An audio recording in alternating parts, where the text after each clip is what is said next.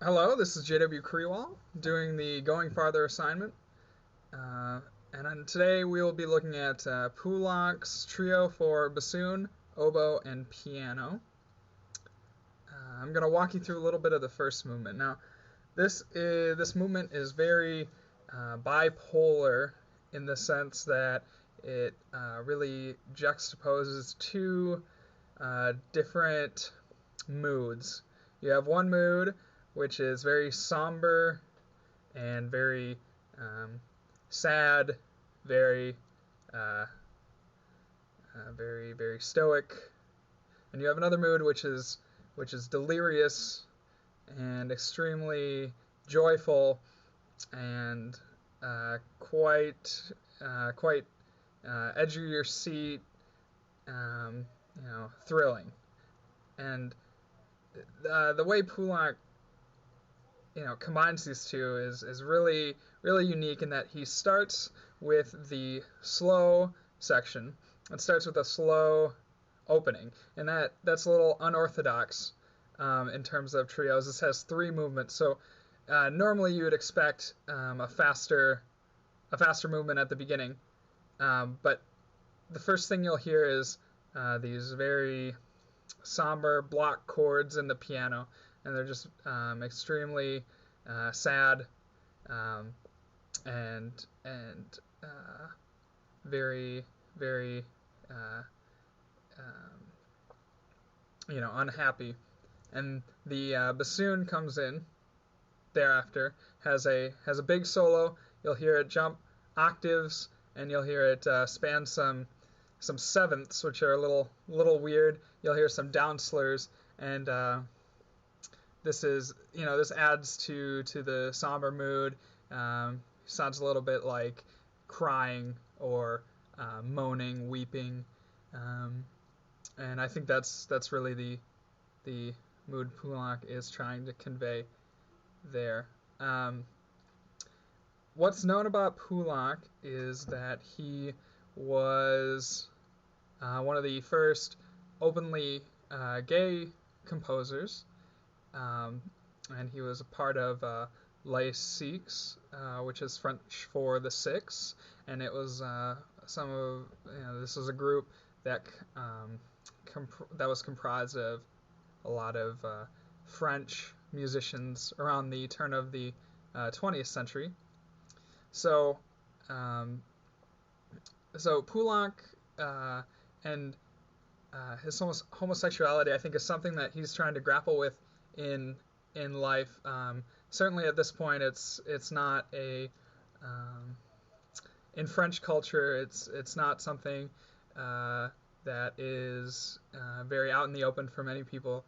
So I think he's trying to suppress or maybe not suppress, but he's certainly isn't feeling very welcomed in his community, I'm sure.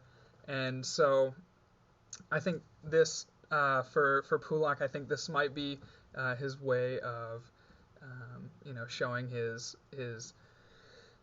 moods based on his conflict between his sexuality and the world in which he lives.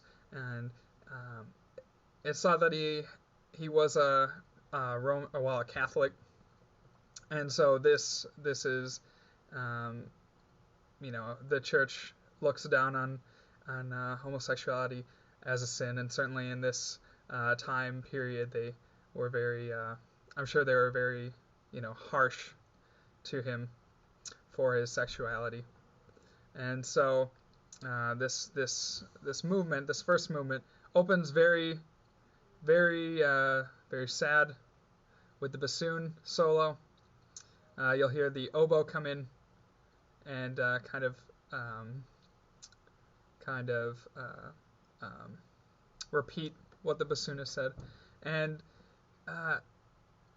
basically, this whole setting is very sad, except for the bassoon at the end of his solo has a little quirky trill, and I'm not exactly sure what to think of it, but it sounds very very, very happy and very joyful. It's a little um, like a like recalling a memory, a funny memory of of a funny side story of a sad memory. So uh, the after the first sad section is done, instantly the fast, frantic section comes in, and you'll hear a lot of large octaves in the piano, and the bassoon and oboe trade melodies, and um, have a lot of great interaction with each other. And then there's a second sad section. You'll hear the music just stops. You'll hear rests, and then the bassoon comes in with another solo, followed by the piano, and then the piano solo is interrupted by the oboe solo. You'll hear another few measures of kind of free-flowing music in the piano. The bassoon has some crying motives, and then the oboe player takes over from here, running scale upwards into a very high register, and you'll hear a very haunting melody here by the oboe. After the oboe is finished, it's a 4-bar solo. The bassoon retakes the melody, and it's really, really interesting how the two interact with each other. Finally, the piece goes right back to the fast section, and you'll hear a lot of similarities from the final fast section of the piece and the second also fast section of the piece. Now, when you listen, I want you to think of losing somebody special to you.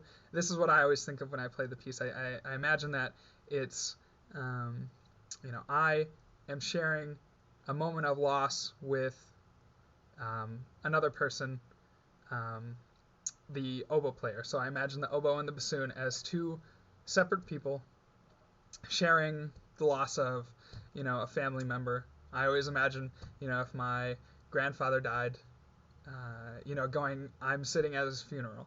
So we sit, we hear, it's a very somber mood set by the piano, and then the bassoon comes in, recalling maybe, how sad he is that, that he's lost someone, and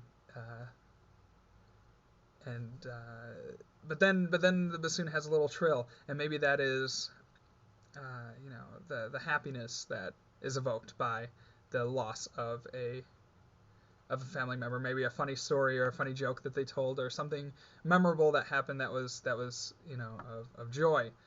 And then the oboe player has lost someone as well. The oboe comes in and is also very sad, and maybe they're thinking about two separate events, but they're both very, very sad about this death. And then perhaps the reception comes, and they are, and they meet up, and the fast section, they tell a very rapid, they tell a very, very interesting and exciting story about the member that they have lost, and very, very exciting, very funny, and but then the sad emotions are again evoked, and we go back to a more quiet mood in the bassoon and oboe. Finally, the story may be retold, or different memories may be recalled, and the fast section is again played and brought up amongst the two members, oboe and bassoon. So that's a little breakdown of the Poulenc Trio First Movement.